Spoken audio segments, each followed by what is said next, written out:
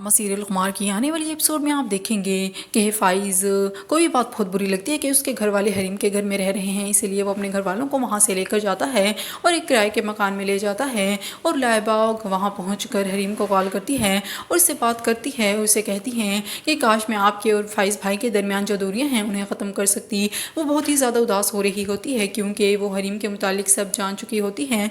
फिर बाद में हरीम लाइबा को ये सब बताती है कि उसे वक़ास मिला था और वो तुम्हारे मुतालिक सवाल कर रहा था, और वो सब बातें लाइबा को बता देती है। लाइबा जब ये बातें सुनती है तो हरीम से कहती हैं कि मैं उससे एक बार लाजिम मिलूंगी। हरीम में सुनकर बहुत हैरान हो जाती है। फिर लाइबा कहती हैं कि मैं एक बेवफा इंसान से मिलना चाहती हूँ और मैं ये सब देखना चाहती हूँ कि वो किस तरह मुझसे मिलता है और वो मुझसे क्या कहना चाहता है। और दूसरी तरफ नासिर अपने इलाज के लिए पैसे ढूंढ रहा होता है। फिर वो अपनी कोई चीज़ बेचने के लिए आता है और इस तरह उसे पैसे मिल जाते हैं। और नासिर की वाइफ को भी ये बात पता चल जाती है कि नासिर क्या क्या हरकतें कर रहा था और किस तरह उसने हरीम की ज़िंदगी बर्बाद की, इसलिए उसे भी नासिर से नफरत हो चुकी होती है। नासिर पैसों का इंतज़ाम करने के बाद डॉक्टर के पास जाता है और डॉक्टर से सवाल करता है कि ये कोई ख़तरे की बात तो नहीं है। फिर डॉक्टर कहता है कि मैं आपको कोई झूठी तसल्ली या दिलासा किसी सूरत नहीं दे सकता। नासिर सुनकर हैरान होता है। फिर डॉक्टर कहता है कि मैं आपसे साफ साफ अल्फाज में ये बात कह देता हूँ कि हो सकता है कि आपकी टांग काटनी पड़े और बहुत ही ज़्यादा ख़तरे की बात है। नासिर जब ये सुनता है तो उसके तो होश ही उड़ जाते हैं कि वो अपनी एक टांग खो बैठेगा।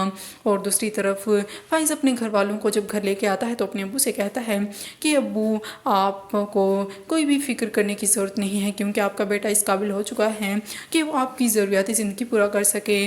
और फिर फाइज़ बाद में जब घर से बाहर निकलता है तो वो हरीम को मुदस्सिर के साथ देख लेता है। जब वो ये देखता है तो उसका मूड मज़ीद ऑफ हो जाता है और उसे ये सच लगने लगता है कि हरीम तो वाकई में बेवफा है, उसने उसके साथ बहुत बुरा किया है। और दूसरी तरफ शेख फुरकान को ये बात बिल्कुल भी अच्छी नहीं लगती कि फाइज़ ने हरीम से इस तरह बात की, उसने तो हम पे एहसानात किए। इसलिए वो फाइज़ से बात करता है, उसे समझाता है, उसे कहता है कि हे बेटा तुम्हें और हरीम को एक हो जाना चाहिए। जब फाइज़ ये बात सुनता है तो बहुत हैरान हो जाता है कि हरीम ने तुमसे इतनी बेवफाई कितना सब किया और अब भी अब्बू उसके हवाले से ऐसा क्यों बोल रहे हैं। और कहकशां तो किसी सूरत ये नहीं चाहती कि हरीम इस घर में वापस आए क्योंकि वो जानती है कि उसकी हकीकत कभी ना कभी तो फाइज़ के सामने तो आकर ही रहेगी।